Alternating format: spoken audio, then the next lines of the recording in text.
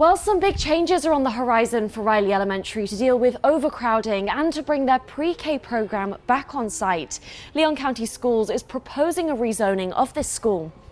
I'm Mayor Sargent in Northwest Tallahassee, and I'm taking a closer look at what that means for current students and why this decision is being considered. Let's go!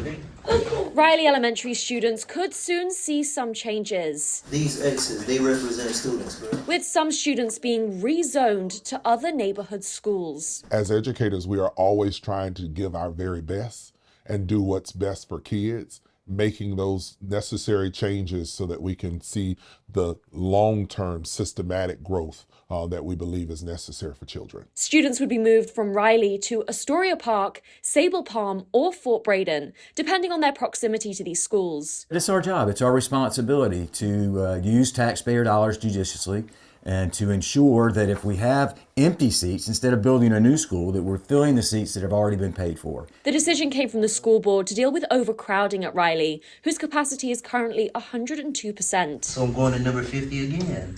Let's see if they give us a different problem. This compares to 65% at Sable Palm, 76 at Astoria Park, and 82 at Fort Braden. When was the last time that it was something rezoning happened? Because I feel like you never hear about it. So this is my 8th year as superintendent, and this is the first time we've had a conversation about rezoning.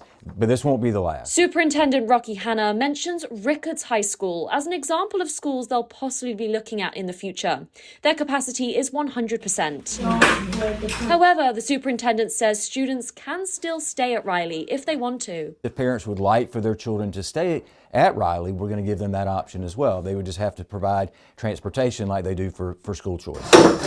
This current rezoning would also allow Riley to bring their pre-K program back on site. Pre-K students currently attend Leonard Wesson, which is about 4.8 miles away. What is that benefit on having a pre-K on site so your kids can transition from pre-K to kindergarten in the same space? Well, first of all, it's beneficial for parents because they would then be dropping their kids off to one location versus having to visit multiple schools. How do you think it's going to change education here at Riley? I think that the kids would then be able to be stronger kindergarten students, first, second, and so on. And I believe that setting that stage and getting that foundation, the solid foundation, will help them throughout their educational experience. Beyond providing pre-K, educators say some children who currently attend Riley live closer to other elementary schools. It's about convenience, proximity. Those parents don't have to drive past one elementary school in order to get to another elementary school. So it's convenient for the parents. Superintendent Hanna says they'll be hosting community conversations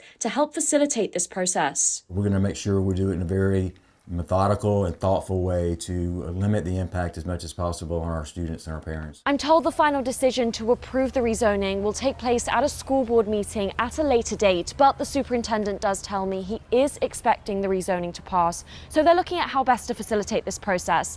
And that's with a series of public meetings that will take place on these dates and at these times. In Northwest Tallahassee, Mayor Sargent, ABC 27.